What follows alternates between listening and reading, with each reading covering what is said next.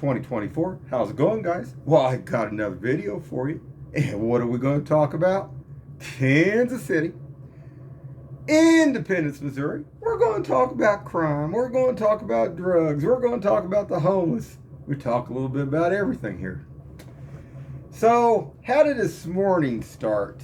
Well, we're going to start with that right off the bat here on East 47th Street South, here in Independence, Missouri, in the great Kansas City.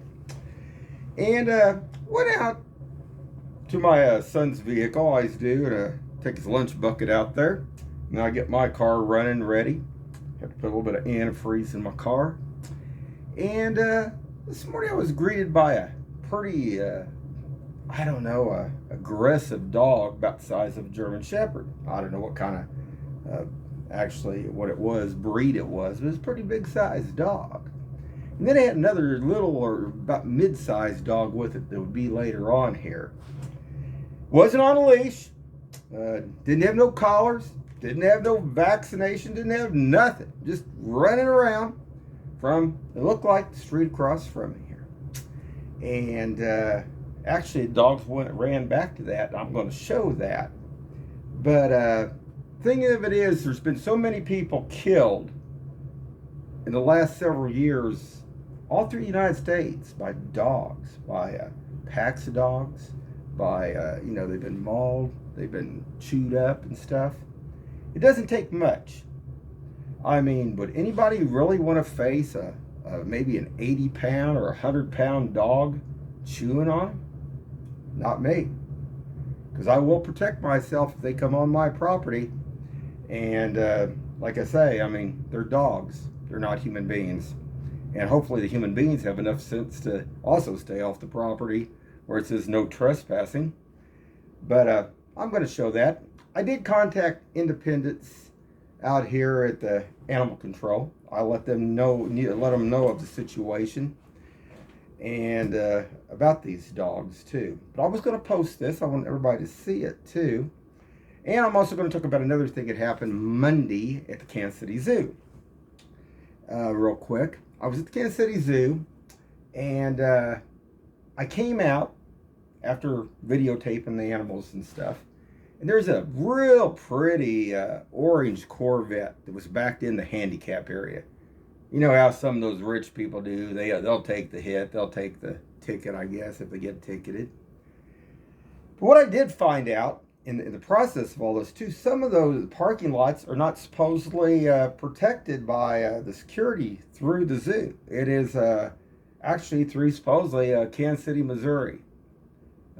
Parks and Rec, I guess, or something. I guess the zoo don't own it. I don't know. That's what I was told by one of the officials there at the zoo, but they own some of the parking lots, but not all the parking lots. You'd think the front parking lot they had owned, though, because that's where I was parked.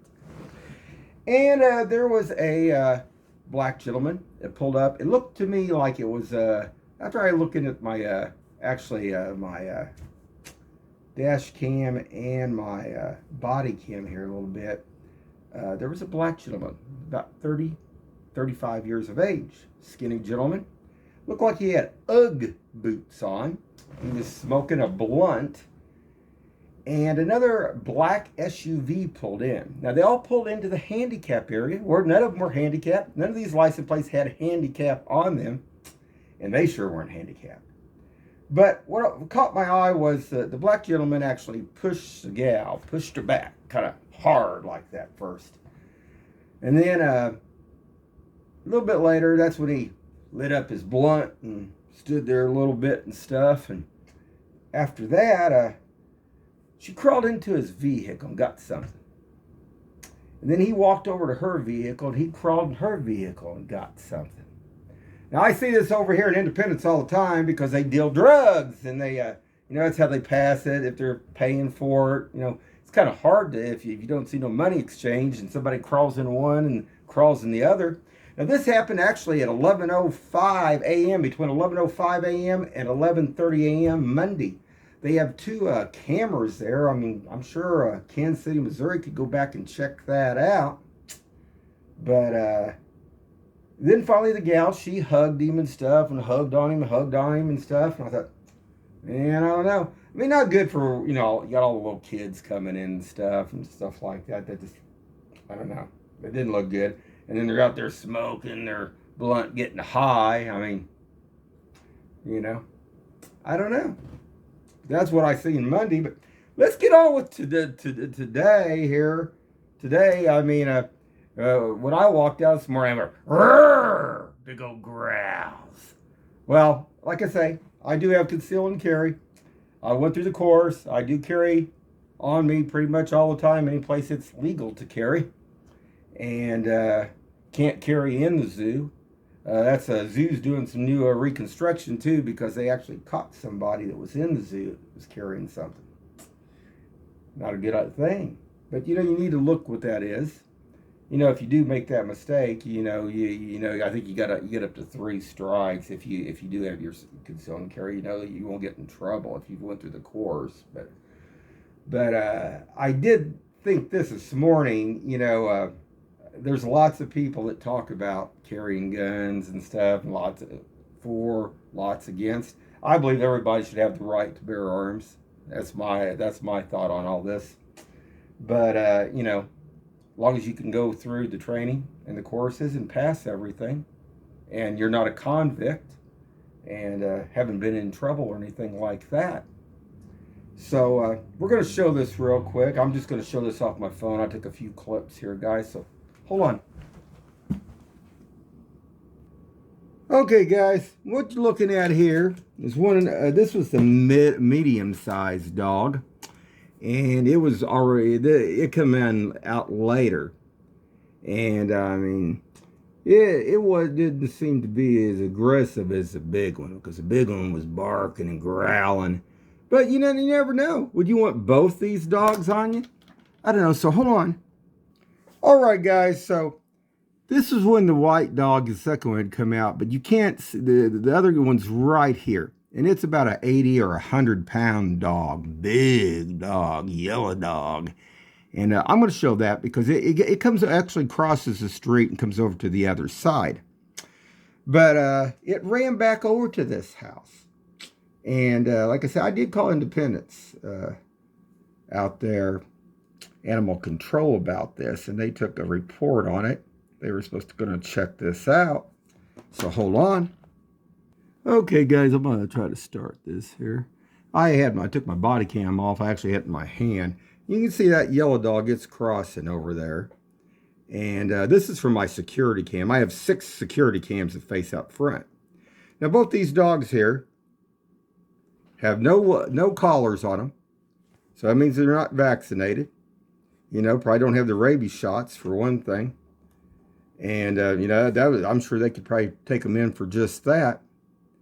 And was getting ready to pull out here afterwards. And look where it goes. It runs right back over that house.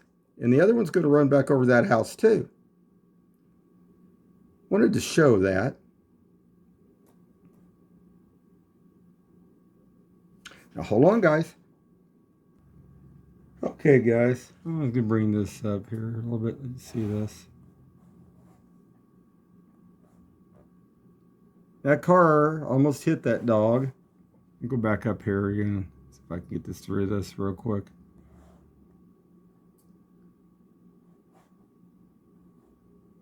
And the other one was on the other side. So hold on, guys. Let's see if I can.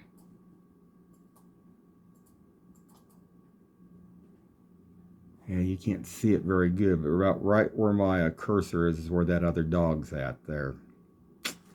So hold on, guys. And there's the yellow dog. I want to show it one more time there. I mean, it's pretty good size. It is a full-size dog. Let's watch this one more time.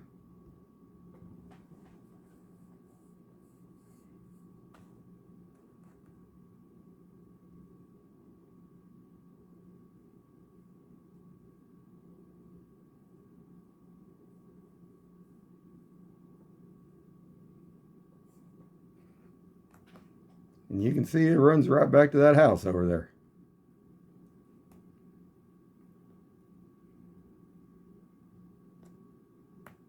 And that one too.